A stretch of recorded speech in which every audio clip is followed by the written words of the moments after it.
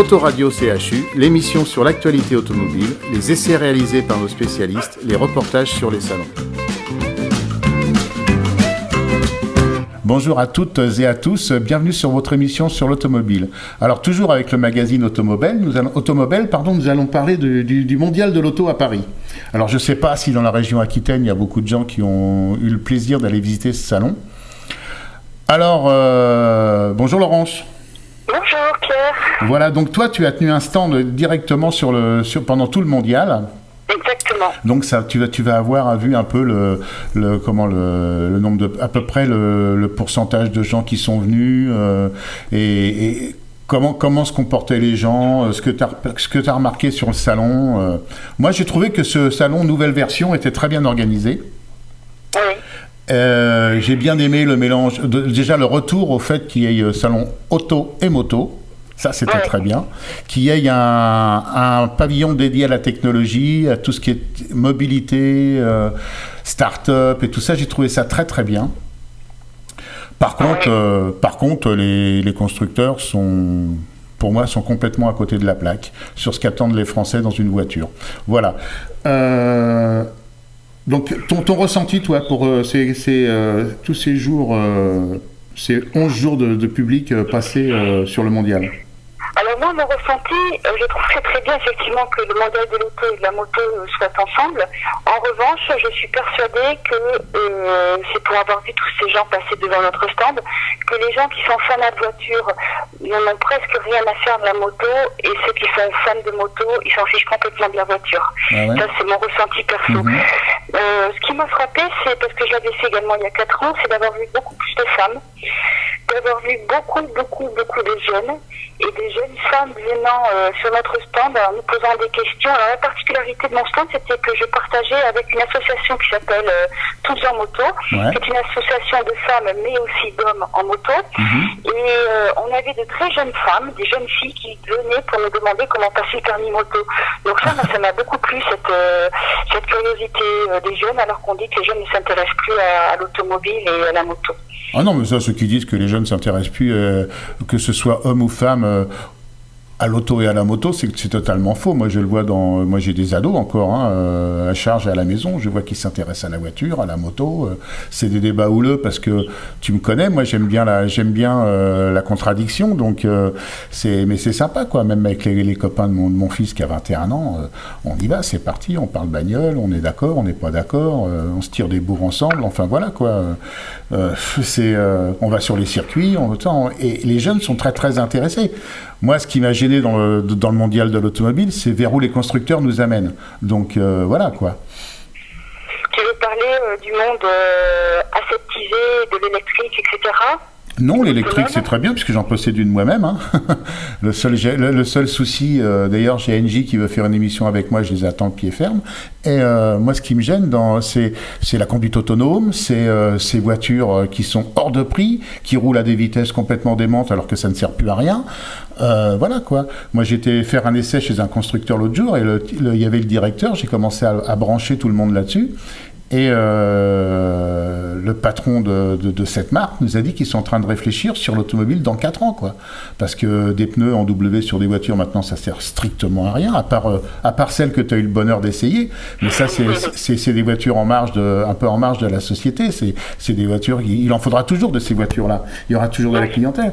Mais moi, je parle du lambda qui cherche une voiture pour aller bosser tous les matins.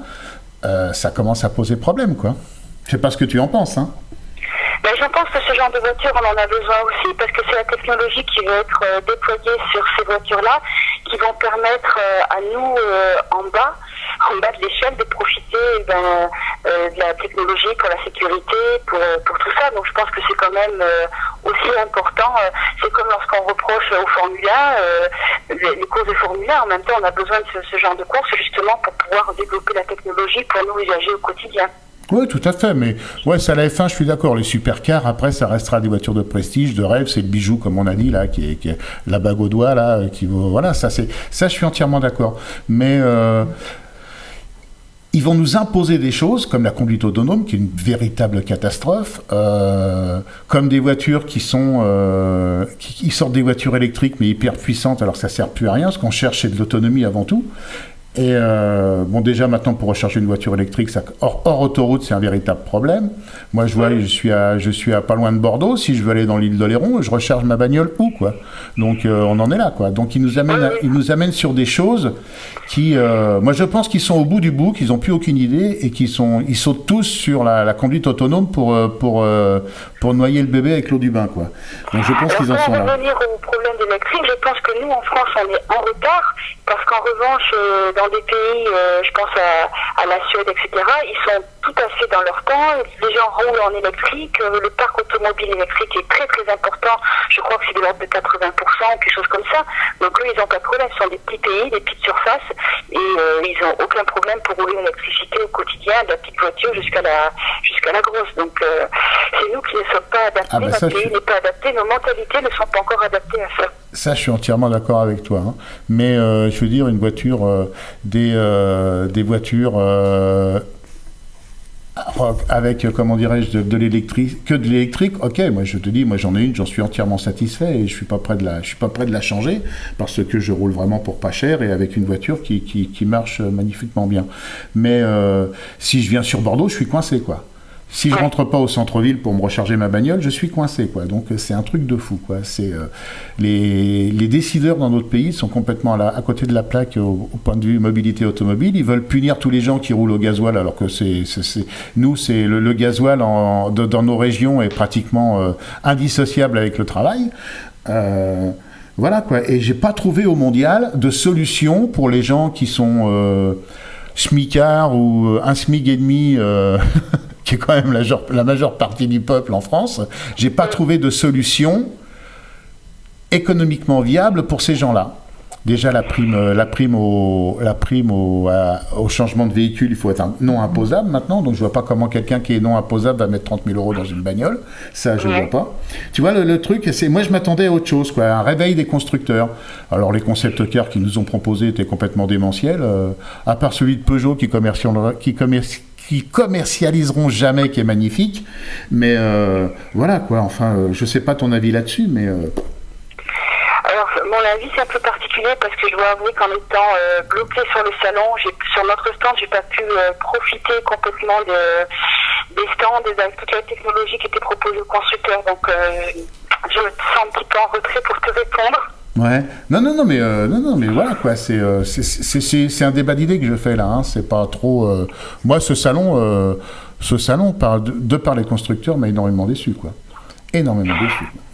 Oui, alors moi, la déception, mais je crois que c'est unanime, c'est l'absence de grand nombre de constructeurs. Moi, ça a plus été pour ça et de pas avoir rêvé comme on rêve habituellement. Ah oui, mais ça, je suis d'accord avec toi. Je suis d'accord avec toi. Pourtant, ce nouveau concept de salon était très intéressant. Je pense que tous les constructeurs auraient joué le jeu, il y aurait eu beaucoup plus de personnes qui seraient venues, ça aurait été beaucoup plus sympa, quoi. Mais, après, peut-être qu'il y a un problème de communication aussi qui a été fait avec le mondial. Ils n'en ont pas suffisamment parlé de tout ce qu'ils mettaient en place, le mondial tech, etc., la technologie, ils n'en ont pas parlé. Je vais revenir un petit peu à moi, entre guillemets. Ils ont organisé une très très belle soirée qui s'appelait la Mondial Women, où on donnait la parole à 12 femmes dans le monde de l'auto et de la moto pour venir parler de leurs expériences et puis de donner des messages aux jeunes. Il y a eu zéro communication. Personne n'a été invité à venir passer à la soirée à écouter ces femmes parler. Il y avait des choses extraordinaires à entendre. Oui, donc tout à fait. Je pense que le mondial a peut-être un souci au niveau de la communication. Mais écoute, nous, dans notre émission, on va donner de plus en plus la parole aux femmes et on va voir ce qui va en sortir, quoi. Mais je pense que ce que les gens veulent maintenant, c'est une voiture jolie, sympa, qui consomme pas. Ils n'ont pas des nouveaux moteurs à essence qui nous vendent avec des consommations de 5 litres alors qu'ils font 10 litres au 100. Voilà, tout ça, quoi. Mais il y a des voitures qui soient... Maintenant, ils font des voitures bas de gamme qui sont devenues des voitures de luxe. Donc, il faut penser à la deuxième voiture, toujours, quoi. C'est ça, mon truc. Et la deuxième voiture, à part les gens qui font du low cost, j'en ai pas vu, quoi. Mais ça, c'est un peu vrai. Quand tu vois Renault avec la Twingo, ils n'arrivent pas à la vendre, mais merde, c'est trop cher, quoi. Et elle est où l'idée de la première Twingo, quoi, je veux dire, c'est... Oui, c'est vrai qu'on a tellement riche aimé cette première Twingo qu'on a presque envie de revenir 30 ans en arrière et de se dire, voilà, si quelqu'un pouvait nous en faire encore une. Voilà, tout à fait. Mais moi, j'ai toujours dit, même avant que je fasse de la radio, quand j'étais dans le secteur automobile et que j'avais affaire à des constructeurs, une fois j'ai dit dans une réunion que de toute façon, ils seraient incapables de refaire une Twingo qui se vend aussi bien, et je m'étais pas gouré. Tout le monde m'avait dit, mais non, t'es fou et tout. Mais non, je me suis pas trompé, quoi. Bon, on va pas faire une émission sur la Twingo, mais je veux dire, il y a d'autres émissions. Tu vas chez PSA, avant, ils avaient des petites voitures abordables avec des petits moteurs qui consommaient pas, qui étaient pas chers, et ça se vendait comme du petit pain, quoi. Maintenant, il faut qu'automatiquement la voiture soit une voiture de luxe, et je comprends pas. Voilà, bon, bah écoute, sinon c'était un beau salon. En parlant de PSA, moi j'ai rêvé complètement devant la légende, par contre. De quoi ? En parlant de PSA, moi j'ai rêvé complètement devant la e-légende. Ah bah oui, c'est ce que je disais tout à l'heure, magnifique. Bah déjà, le Coupé 504 était une très très belle voiture. Là, ils ont su garder les... Mais tu sais, ça fait comme la Fiat 500, ça fait comme toutes ces voitures qui sont... la New Beetle, toutes ces bagnoles-là, ça... je comprends pas qu'elles soient pas en vente, cette voiture, quoi. Je dis... Ou alors, ils veulent pas vendre de voiture, je sais pas. Mais alors, surtout pas en conduite autonome, parce que j'ai lu un interview dans un journal du patron du style de chez PSA, et qui disait qu'avec la conduite autonome, le plaisir de conduire sera conservé. Je veux qu'il m'explique, le garçon, hein. Une fois qu'on aura les bras croisés avec son téléphone sur les genoux ou son PC, je vois pas où on aura le plaisir de conduire. Oui, on pourra discuter dans un salon et continuer à travailler tout le temps. Surtout que j'ai été à une présentation, je vais faire une émission avec eux d'ailleurs sur la connectivité dans les voitures, où ils disaient que de toute façon les voitures autonomes allaient être gérées par la 5G. Ouais. Alors moi j'ai posé la question qui tue, j'ai dit au gars, la 5G c'est bien gentil monsieur, mais je veux dire, à l'heure actuelle on traverse certaines régions, on n'a même pas du H+, donc là qu'est-ce qu'il va faire la voiture? Le gars il dit elle s'arrêtera, je fais ouais parfait, et il me dit de toute façon nous c'est pas notre problème c'est de mettre la connectivité en place, après c'est au constructeur de se débrouiller, de savoir si sa voiture va fonctionner ou pas, quoi. Donc quand t'entends ça laisse rêveur, quoi. Alors que tout le monde se jette là-dessus, je veux dire c'est assez folklore. Déjà que quand on traverse la France pour avoir la même radio sur toute la France, c'est quelque chose d'impossible. Et donc, une voiture pilotée comme ça, moi, je monte pas dedans, hein, personnellement. Voilà. Bon, écoute, merci de ta participation. J'espère. Il a été bénéfique pour toi, ce mondial ? Tu as eu des bonnes approches, des gens qui se sont abonnés ? Oui, tout à fait. On a eu de très bons contacts. Les gens ont été très agréablement surpris de découvrir le magazine, puisqu'on n'est pas encore très très connu. Oui. Donc les gens sont interpellés, s'arrêtent, discutent, posent des questions. Donc ça c'est vraiment le bon côté. Et puis ensuite, effectivement, les constructeurs de voir que Automobile est toujours là 5 ans après en sont ravis, ils sont très contents, ils nous aiment beaucoup. Donc tout ça c'est très bien. Les abonnements effectivement aussi. Et ce qui a été très sympa, c'est que moi je vends des abonnements par 6 numéros et 12 numéros. Donc 12 numéros, comme je suis en trimestriel, ça engage les gens sur 3 ans. Eh bien les gens nous font confiance puisqu'un abonnement sur 2 a été souscrit pour 12 numéros. Eh bien écoute, c'est parfait.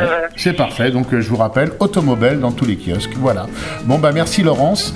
Voilà une émission sur le salon, donc on n'a pas parlé de nouveautés, mais on a parlé de notre ressenti. Et écoutez sur les réseaux sociaux, si vous n'êtes pas d'accord avec nous, vous le dites, il n'y a pas de souci. Voilà, il ne nous reste plus qu'à vous dire au revoir.